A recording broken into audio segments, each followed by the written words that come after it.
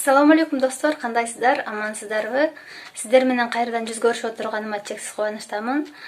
Мындан ары сиздер менен пайдалуу жана кызыктуу темалар тууралуу тез бөлүшүп турууга аракет кыламын. Бүгүнкү сиздер менен болуучу тема бул аял затынын балага берген тарбиясы жана ошондой эле баланы даарат менен эмизүүнүн канчалык деңгээлде чоң мааниге экени тууралуу болмокчу. Бул видеону көрүүдөн мурда биздин каналыбызга катталып коюуну унутпаңыздар достор. Дааратсыз эмизилген сүт. Бул окуя белгилүү алымдардын арасында болгон экен. Ахмад жана Мухаммед аттуу өтө такыба, илимдүү десе илимдүү, адептүү десе адептүү, эл өрнөк туткан бир туугандар болуптур. Алардын ата-энеси да ушунчалык такыба, адал жашаган адамдар эле. Ахмад бир күнү мечитте баян айтып жатса, агасы Мухаммед эшиктен кирип келип, босогодо туруп калат. Ушул убакта эл алдында сүйлөп жаткан иниси да агасынын келгенин байкайт. Бирок арадан көп өтпөй эле Мухаммед кайра бурулуп, сыртка чыгып кетет. Агасынын мынтип сөз укпай кетип калганын байкаган Ахмад сыртынан билдирбесе да ичинен сынып калат. Бирок канча басканы менен бул таарыныч басылбай, акыры энесине болгон окуяны айтып, агасынын эмне үчүн кетип калганын сурап берүүсүн өтүнөт. Энеси улуу баласы Мухаммедти жанына чакырып, акырын чегип көрөт. Уулум, ининди мечитте баян айтып жатканын уктуң беле? Уккам эне, көп эле айтат.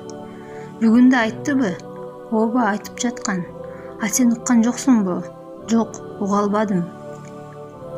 Чынында мен да угайын деп мечитке кирген болчумун.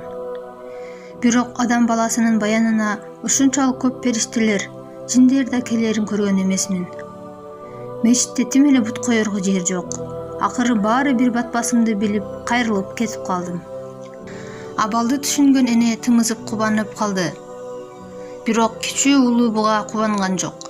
Энеке, андай болсо эмне үчүн мен да агамдай болуп, периштелерди көрүү даражасына жеткен жокмун? Муну да билип бериңизчи, дейт ал.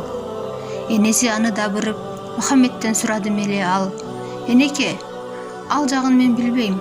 Биз иним экөөбүз бирдей китептен, бирдей устаттан бирдей билим алдык. Барлык жагынан теңбиз. Бир гана билбегеним анын бала жагы. Балким айырмачылык ошол жакта болбосун. Ойлонуп көрсөңүз, биздин бала кезибизди сиз бизден жакшыраак билесиз го, дейт. Мухаммеддин кебине ынанган эне өзүнчө ойлоно баштайт. Эстеп отуруп, акыры төмөнкүдөй окуяны айтып берет. Уулум, мен эми эстедим. Кийичине кезиңерде мен силерди такыр дааратсыз эмизген эмесмин. Бир жолу гана намазга турганымда Ахмад катуу ыйлап баштады. Ал кезде ал бешикте болчу. Бирок мен намазымды буза албай уланта бердим. Ошол убакта үйгө келип калган кошуна аял баланын ыйлаганына түтпөй эмизгени камынды. Натыйжада намазды батыраак бүтүрүп, аны токтоткучу Ахмад 2-3 соргону жетишип калыптыр. Баланы колума алгандан кийин кошунанын дааратынын бар жогун сурадым эле, ал даараты жок экенин айтты. Бүгүн мынтип Ахмаддын периштелерди көрө албай калуусу ошол 1-2 соргон дааратсыз сүттүн айынан болсо керек. Өчпөс сабактар китебинен.